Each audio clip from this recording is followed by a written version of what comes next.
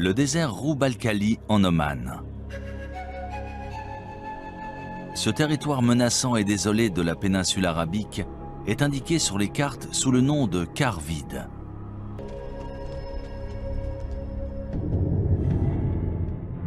Mais si l'on en croit d'anciennes légendes, cette région était très différente.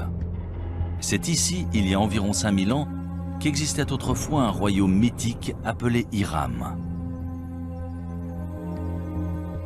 Connu pour sa richesse et sa splendeur, Dieu l'aurait détruit pour le punir de sa vilainie et de sa corruption.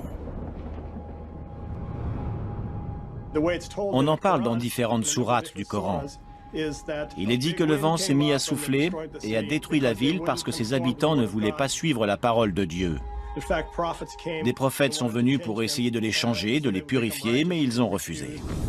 Du coup, la ville et sa civilisation ont été détruites. وفي عاد إذ أرسلنا عليهم الريح العقيم ما تذر من شيء أتت عليه إلا جعلته كالرميم وتلك عاد جحدوا بآيات ربهم وعصوا رسله واتبعوا أمر كل جبار عنيد وأتبعوا في هذه الدنيا لعنة ويوم القيامة ألا إن عادا كفروا ربهم ألا بعدا لعاد قوم هود.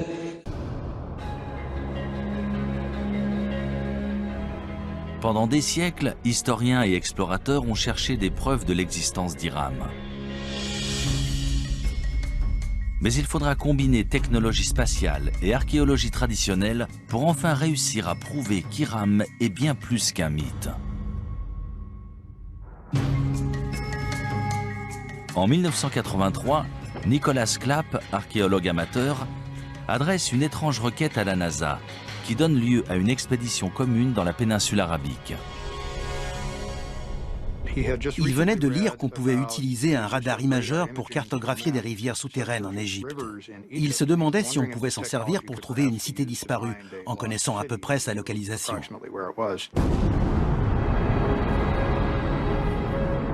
Transportée à bord de la navette Columbia, cette technologie appelée radar imageur spatial fonctionne comme un appareil de radiographie souterrain.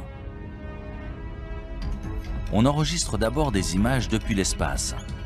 Puis on les modifie numériquement pour faire ressortir des détails invisibles à l'œil nu, notamment d'anciens lits de rivières et des routes de caravanes aujourd'hui enfouies sous le sable. Je n'aurais jamais cru qu'on pourrait découvrir depuis l'espace une cité disparue. Mais ils ont persisté et étudié des détails qui semblaient intéressants. Les images satellites ont un gros avantage. Elles permettent d'observer une région entière, de voir les détails dans leur contexte. Voilà une image d'un radar spatial d'une partie du Sahara, le désert au sud-ouest de l'Égypte, aujourd'hui l'un des endroits les plus secs de la planète. Cette large bande, c'est un ancien canal fluvial aussi large que la vallée du Nil. Et à l'intérieur, on peut voir un canal plus petit. Et voilà ce qu'on verra une fois sur place. Là, on est au milieu de l'un de ces fleuves et on regarde une rive découpée plus haut. Ça a été une sacrée découverte. Dans l'Antiquité, les gens dépendaient de ressources, comme nous.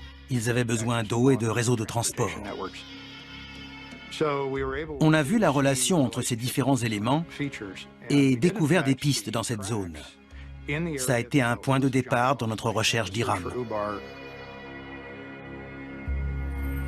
Les images satellites de Roub al-Khali montrent aussi d'anciennes routes de caravanes convergeant vers une zone le long de la frontière est du quart vide.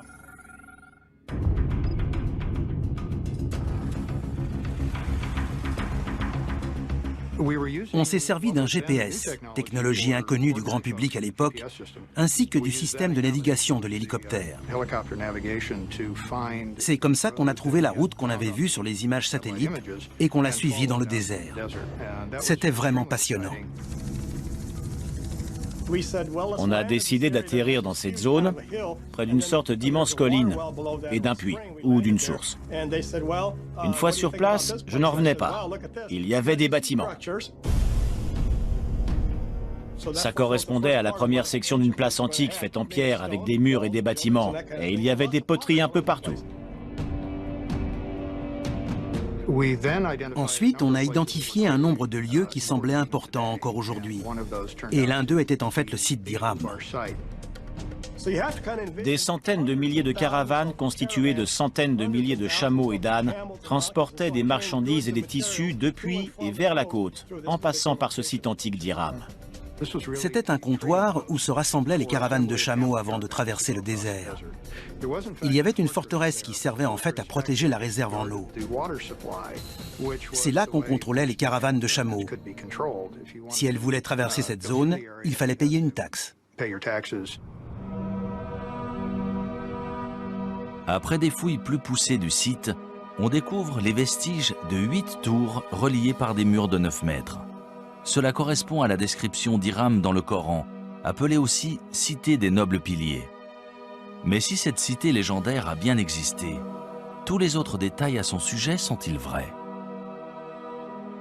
A-t-elle vraiment disparu après avoir été enfouie sous le sable?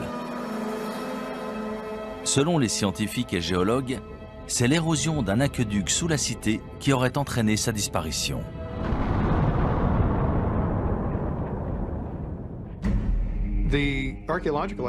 Si l'on en croit les preuves archéologiques autour du site, lorsque les réserves en eau ont diminué, la forteresse s'est effondrée dans un entonnoir et les gens ont fui.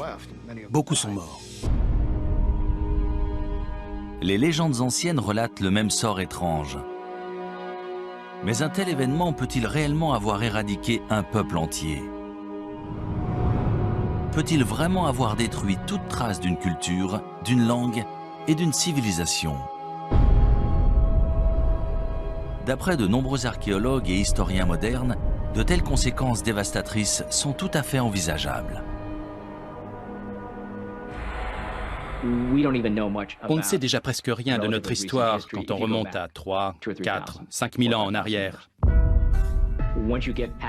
Alors, si l'on remonte avant la dernière glaciation, voire les deux dernières, tout a changé, y compris les civilisations, les organisations et les communautés humaines.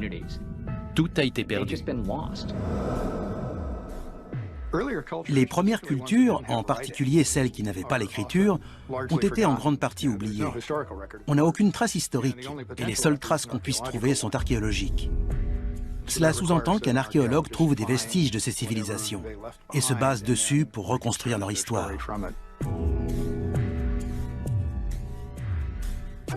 Pendant des décennies, on a supposé que les humains existaient depuis environ 200 000 ans. Et que ce qu'on appelle la civilisation était apparu il y a seulement quelques milliers d'années. Mais de nouvelles découvertes remettent constamment en question ce que nous savons réellement de notre histoire. Imaginons qu'on nous demande de quitter New York, de l'abandonner là, tout de suite.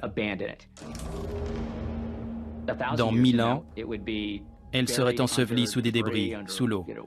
La plupart des bâtiments se seraient effondrés depuis longtemps. Allons encore plus loin, disons dans 10 000 ans. Je doute que quelqu'un arrive à reconnaître quoi que ce soit. Il faudrait vraiment savoir ce qu'on cherche pour le trouver.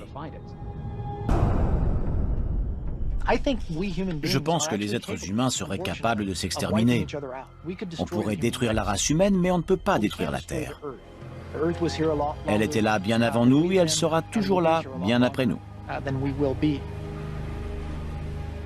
Si chaque trace de notre civilisation peut être détruite aussi facilement, comment les historiens peuvent-ils être sûrs que tout ce que nous vivons ne s'est pas produit auparavant?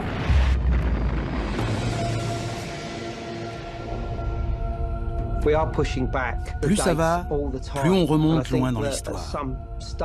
À mon avis, on va finir par découvrir des vestiges qui nous feront réaliser que des civilisations ont bel et bien existé, bien plus tôt qu'on ne le pense.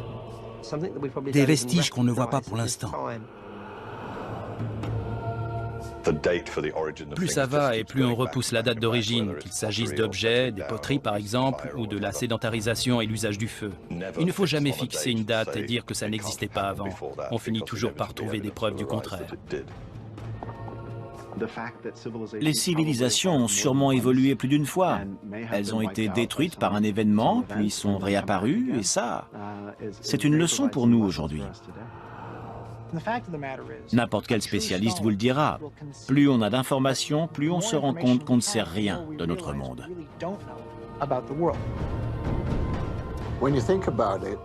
Quand on y pense, les traces écrites qu'on a de ce passé lointain sont si infimes qu'en fait, on ne sait presque rien. Ces catastrophes peuvent-elles réellement effacer toute trace de notre existence, y compris l'art, l'architecture